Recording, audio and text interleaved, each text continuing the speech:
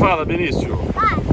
Você tá equilibrando uma pedra? Sim, agora outra. Ah, deixa eu ver. Isso é concha, pai? Benício, equilibrador. É um pedaço de concha quebrado. Benício, um malabarista de pedras.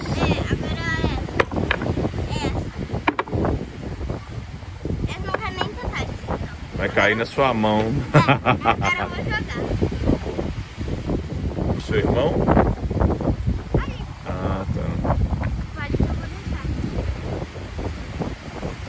Entendi. Agora vai lá dar um tibum na água. Olha quanto areia vai sair. Nada. Tchau. Tchau. Nada. Aonde você vai? Mas tá forte, hein? Acho que foi o café da manhã que você não tomou. Por isso você ficou forte.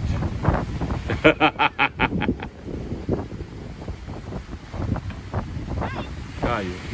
Diogo, quantas conchas nós vamos levar, Diogo? São muitas, hein? 1 milhão! Um padrão! 1 milhãozinho! Não é?